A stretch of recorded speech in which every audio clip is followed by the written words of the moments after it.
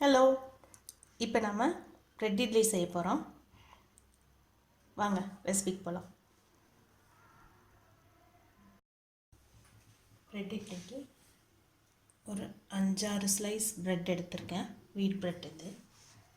ஓரம் வேண்டாம், கட் பண்ணி எடுத்துக்கலாம்.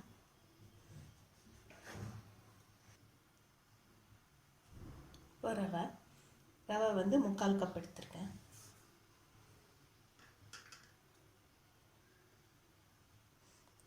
தயிர் வந்து ஒரு 100 மில்லி போல் எடுத்துக்கலாம்.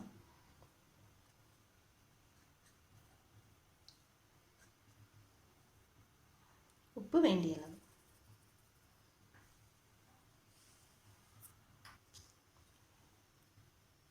கொஞ்சமாக தண்ணி கலந்து இட்லி மாவு மாதிரி கலந்து வச்சுக்கலாம்.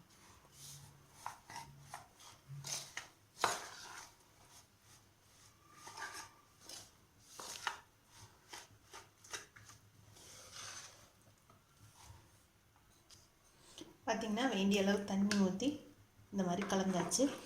இப்போ 10 நிமிஷம் ஆச்சு. வந்து 2 பிஞ்ச் வாக்கில் ஆப்ப சோடா சேர்த்துக்கலாம்.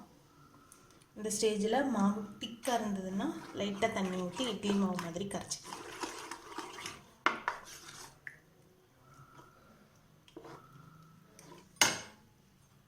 லைட்டாக புது தண்ணி.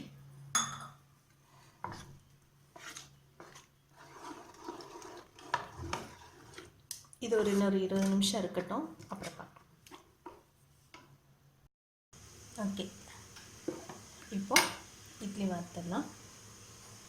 இட்லி தட்டில் எண்ணெய் தடவி வச்சாச்சு. இதை ஊற்றி ஆவியில் வேக வச்சு எடுத்துட வேண்டியது.